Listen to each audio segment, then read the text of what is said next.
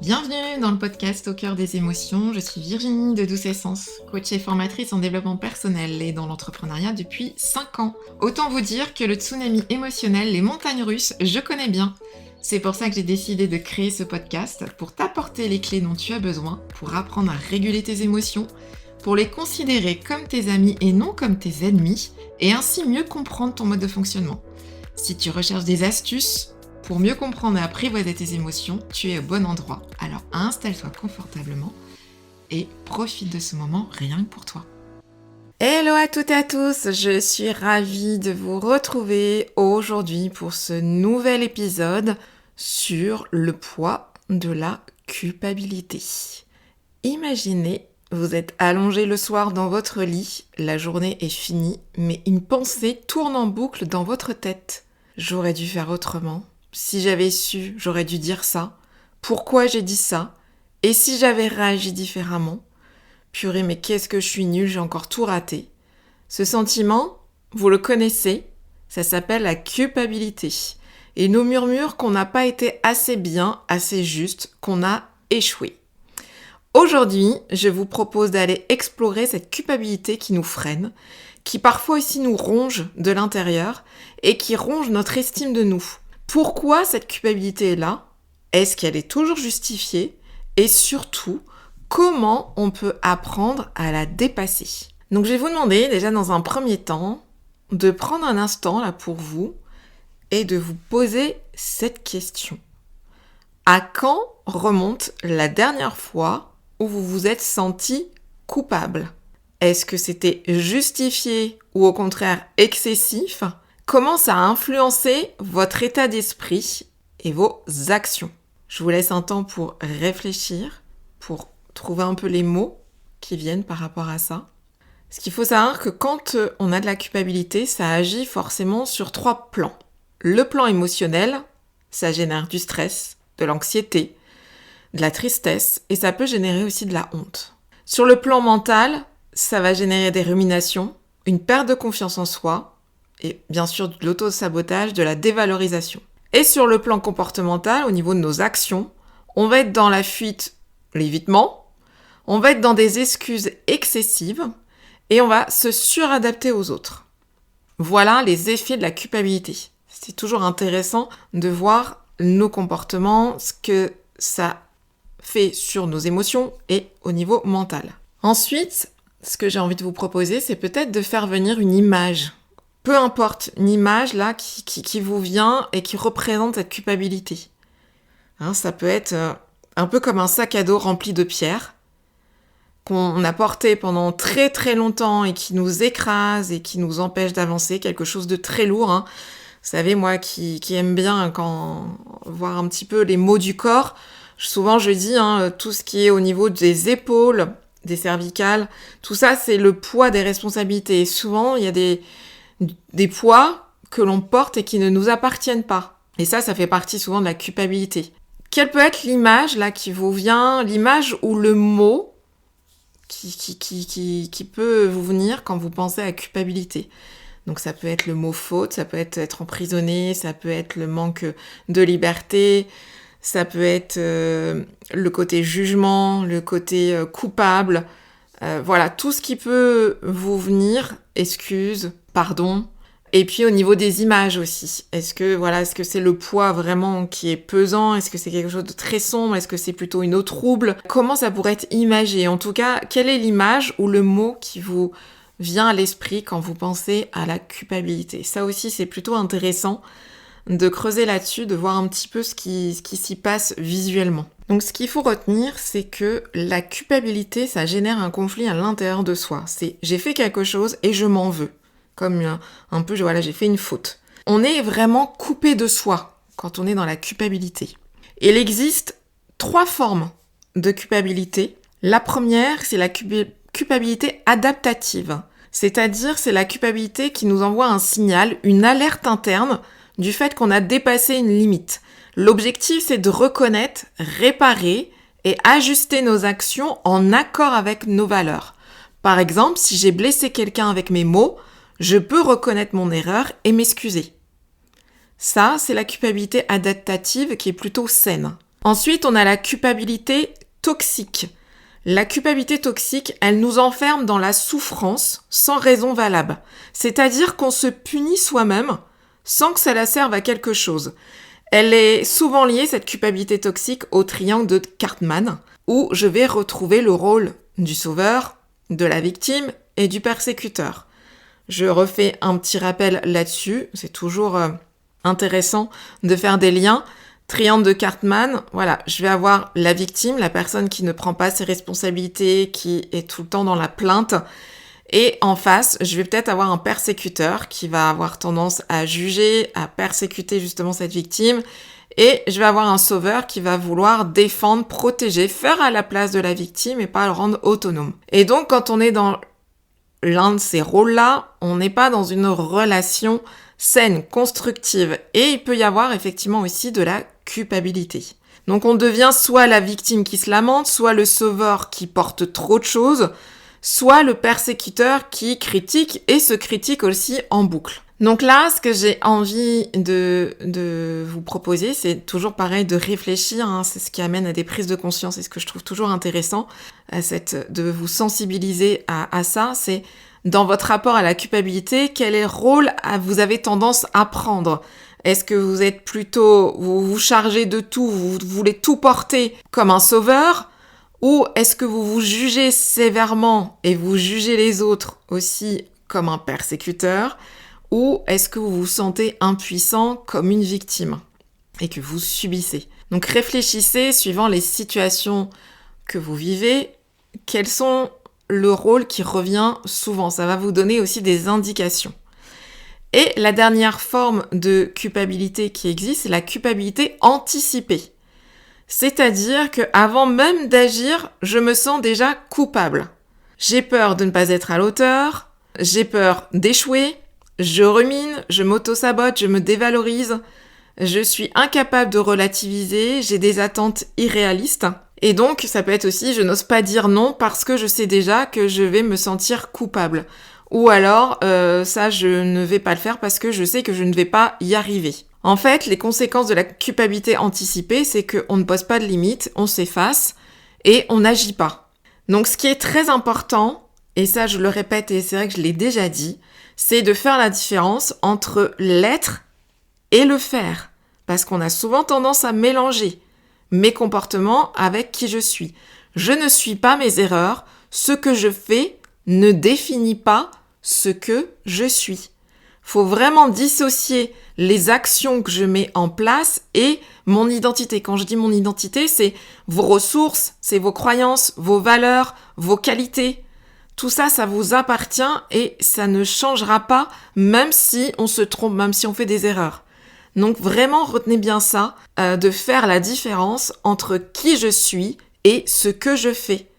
Ce que je fais, je peux réajuster, je peux modifier.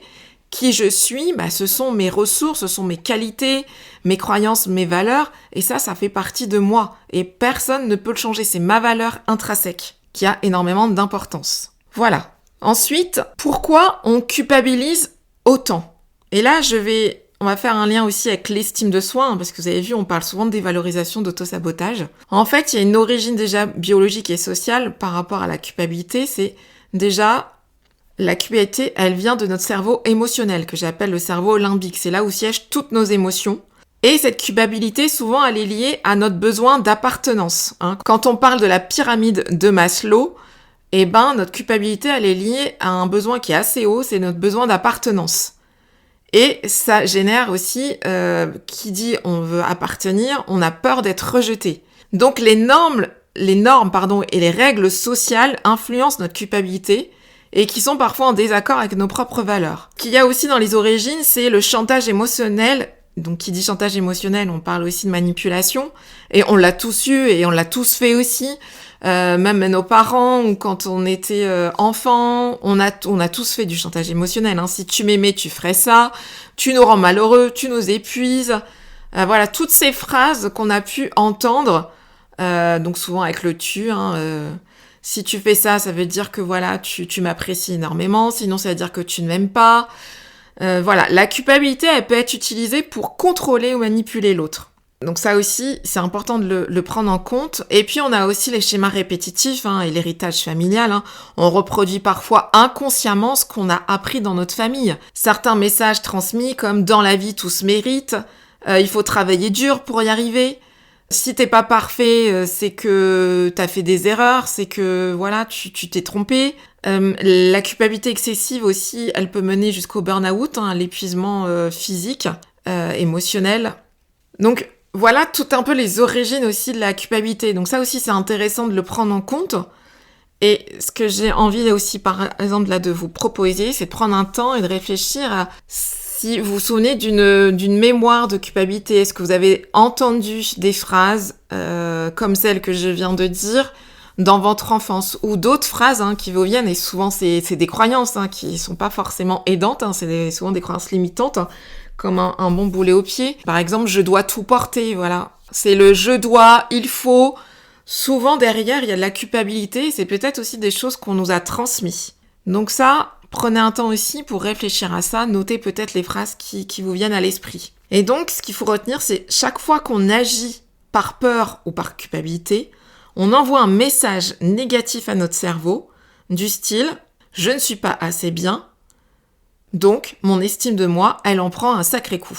Puisque là, je m'auto-sabote et je suis en train de dénigrer, dévaloriser mon identité, ma valeur. Ensuite, un point qui est aussi important et qui, je pense, va beaucoup vous aider, qui, moi, m'aide beaucoup, c'est dans la culpabilité, on se met trop de responsabilités. C'est pour ça qu'on parle de poids sur les épaules. On porte trop de choses, trop de responsabilités et qui souvent ne nous appartiennent pas.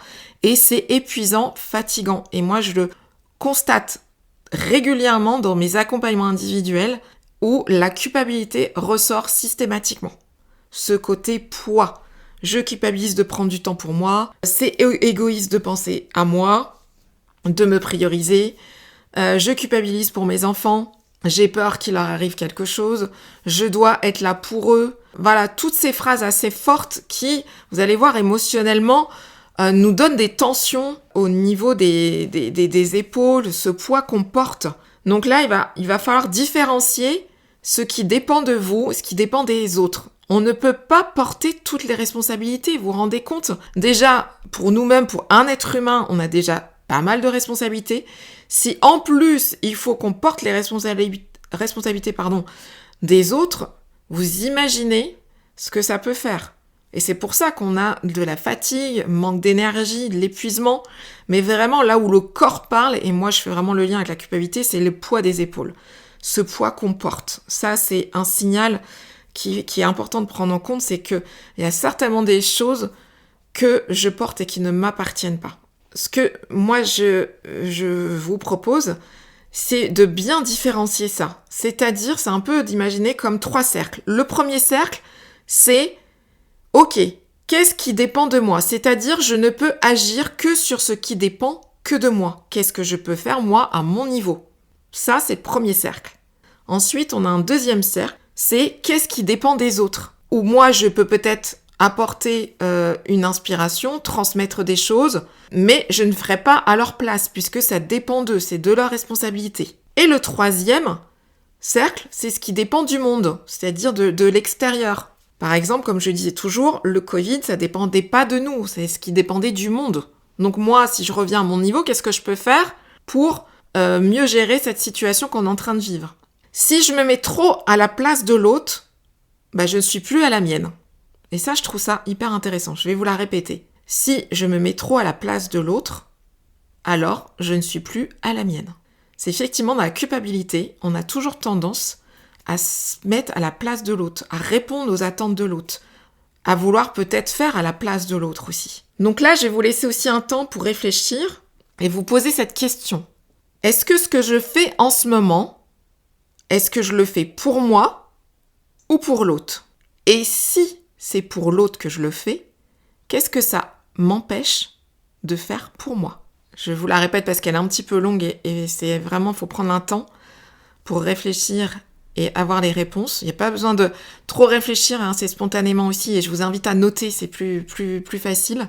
Ce que je fais en ce moment, est-ce que je le fais pour moi? Et si je le fais pour l'autre, qu'est-ce que ça m'empêche de faire pour moi? Et je pense que là, vous allez avoir aussi des réponses par rapport à ce questionnement qui est intéressant. Donc là, on se rend compte que la culpabilité, ça peut être un cercle vicieux. Quand on culpabilise, on se coupe des autres, on cache ce qu'on ressent et on se met en retrait. Ce qui génère des tensions et ça peut aggraver, en tout cas monter en conflit. Si je me sens coupable et que je n'en parle pas, l'autre peut mal interpréter mon silence et ça peut créer un malentendu ou un éloignement. Donc l'importance aussi dans tout ça, c'est d'exprimer ce qu'on ressent au lieu de se laisser ronger par cette culpabilité. Comme je vous l'ai déjà dit, tout ce qui ne s'exprime pas s'imprime à l'intérieur de soi. Donc voilà, j'espère que tout ça c'est clair pour vous et que ça vous amène des pistes de réflexion, de prise de conscience. Et là, on va parler de comment alléger la culpabilité. Je vais vous donner quelques outils pour vous aider. C'est un peu une boîte à outils. Je vous invite à piocher l'outil qui vous parle le plus et que vous pouvez tester, expérimenter. Le mieux, c'est toujours d'avoir peut-être un cahier à côté de vous pour écrire par rapport à ça, ou de l'avoir en tête, ou de l'écrire sur votre téléphone. Déjà, la première chose, c'est d'identifier si la culpabilité, c'est une culpabilité adaptative, comme on l'a vu dans les formes, c'est-à-dire qu'elle est adaptative, elle est utile, elle est saine, ou si cette culpabilité est plutôt toxique. Voilà, donc la question que vous pouvez vous poser, c'est est-ce que cette culpabilité m'aide à grandir, à évoluer, ou est-ce que, au contraire, je suis en train de subir et elle m'emprisonne? Ça, c'est la première chose. Ensuite, ce que vous pouvez faire, c'est de bien faire la différence entre responsabilité et culpabilité. Un peu ce qu'on a vu avec les cercles. C'est-à-dire, je suis responsable de mes actions, je ne peux agir que sur ce qui dépend que de moi. Ça, pour moi, c'est un mantra qui est hyper important. Je ne peux agir que sur ce qui dépend que de moi. Et donc, je suis responsable de mes propres actions, mais pas de la réaction des autres. Comme j'aime bien dire aussi, la vie, A-V-I-S, des autres, c'est la vie, V-I-E, des autres. Ça aussi, c'est des phrases, moi, qui m'aident et qui me permettent aussi de me détacher. Ce que vous pouvez faire aussi, c'est un peu recadrer vos pensées. Parce que quand on a de la culpabilité, vous allez vous en rendre compte, on a beaucoup d'auto-sabotage, de dévalorisation. Je ne suis pas à l'auteur, je n'y arriverai pas, je suis nulle, je suis pas capable. Et donc, au lieu de vous dire toutes ces pensées négatives, j'en avais peut-être déjà parlé, mais de la technique de Socrate, déjà, est-ce que cette pensée que je suis en train de me dire, est-ce qu'elle est vraie? Est-ce qu'elle est utile? Est-ce qu'elle est bienveillante? Donc si cette pensée n'est ni vraie, ni utile, ni bienveillante, je vais la remplacer par une autre pensée qui résonne beaucoup plus en moi, qui est utile, qui est juste et qui va m'aider en fait. Donc au lieu de dire je suis nulle ou je suis pas capable, je peux dire voilà, je me suis trompée, j'ai fait une erreur, je vais apprendre. Je vais apprendre et je vais faire différemment. Je vais prendre du recul, je vais relativiser. Qu'est-ce qui s'est passé là dans cette situation qui fait que ça n'a pas fonctionné? Donc ok, j'analyse, je regarde. Ah oui, donc la prochaine fois, je sais ce que je vais faire. Je vais le faire différemment, je vais apporter une amélioration. Et là, je me rappelle que je ne peux pas tout contrôler, que ça fait partie de la vie et que l'erreur est source d'apprentissage et c'est ce qui nous fait grandir. Ensuite, vous pouvez écrire une lettre à votre culpabilité. Bah oui, pour lui demander cette culpabilité de quoi elle vous accuse. Vous êtes coupable de quoi? Et de quoi vous essayez de vous protéger. Ça aussi, ça peut être intéressant de prendre un temps pour vous, mettre une petite bougie, un fond de musique, et puis d'écrire à cette culpabilité, de savoir de quoi elle vous accuse, de quoi vous êtes coupable, qu'est-ce que vous avez fait comme faute. C'est un peu, j'aime bien dire cette image, imaginez, vous êtes au tribunal, vous avez devant vous les juges, et on vous pointe du doigt en vous disant « vous êtes coupable ». Mais coupable de quoi? De quoi vous êtes coupable? Et ça, c'est intéressant aussi peut-être de pouvoir noter, de mettre des mots pour pouvoir relativiser, prendre du recul, dédramatiser et se rendre compte que finalement, mais en fait, mais non, je suis pas coupable. C'est juste que en fait, je veux tellement bien faire les choses que je m'en rends malade en fait. Voilà, ça va peut-être aussi vous apporter des réponses de pouvoir faire ça. Ensuite, ceux qui aiment bien visualiser, qui sont très visuels, vous pouvez justement aussi faire cet exercice, par exemple de fermer les yeux, d'imaginer que vous tenez un sac rempli de pierres, mais il y a énormément de pierres dans ce sac, donc il est très lourd. Et qu'est-ce qui se passe si vous posez ce sac par terre? Au lieu de le porter, ce sac rempli de pierres, qu'est-ce qui se passe si vous le posez? Et qu'est-ce que vous avez envie d'enlever? quelles sont les briques, les pierres que vous voulez alléger. Et donc, il peut y avoir des mots, des phrases aussi. Et ça, vous pouvez aussi le faire pour vraiment ceux qui ont cette facilité à visualiser et à se mettre un peu dans un état un peu méditatif. Ça peut vous apporter aussi des réponses intéressantes. Et puis, j'en ai parlé tout à l'heure, mais le principe des 3 cercles, vous pouvez dessiner ce premier cercle et noter tout ce qui relève de votre responsabilité directe, là où vous pouvez agir. Le deuxième cercle de tout ce qui dépend des autres. Et le troisième cercle de ce qui dépend du monde. Et donc, ce que vous pouvez faire, c'est à chaque fois que vous ressentez de la culpabilité, c'est de classer dans l'un de ces cercles. Là, par rapport à ce qui se passe, est-ce que moi je peux agir ? Non, ça dépend pas de moi en fait. Imaginez, vous avez un collègue stressé. Qu'est-ce que vous pouvez faire à votre niveau ? Si on le met dans le cercle, là où je peux agir, je peux le soutenir, je peux l'aider, je peux lui parler, je peux être à son écoute. Ça, c'est ce que je peux faire à mon niveau pour aider mon collègue stressé. Par contre, ce qui dépend de lui, c'est ses émotions, ses ressentis. C'est lui qui peut gérer ses émotions. Moi, je peux pas intervenir là-dessus. C'est à lui de les gérer. Et puis, le fait qu'il soit stressé, c'est peut-être parce qu'il a une charge de travail qui est importante. Mais ça dépend pas de moi. Ça dépend de l'entreprise, du manager, la charge de travail. Vous voyez, quand on escalade comme ça, c'est plutôt intéressant ça permet de respirer et de se dire, mais voilà, dans cette situation, moi, ce collègue qui est stressé, je peux être à son écoute, je peux être en soutien, l'aider. Mais voilà, c'est ma part de responsabilité. Je peux pas en faire plus, je peux pas gérer ses émotions à sa place. Je suis pas dans sa tête, dans son cœur et dans son corps. Ça, je ne peux pas le faire, je peux pas contrôler ça. Et je ne peux pas gérer sa charge de travail parce que je ne suis pas son manager, je ne suis pas la dirigeante de l'entreprise. Ça n'est pas de mon pouvoir. Ça permet de remettre les choses à leur place, au bon endroit. Et puis, ce qu'on peut faire aussi, c'est, dans la culpabilité, c'est aussi le côté pardonner. Parce que généralement, quand on accumule beaucoup de culpabilité, il y a souvent de la rancœur. Et la rancœur, c'est un ressenti, c'est comme si on s'injectait un poison à l'intérieur de soi, en fait.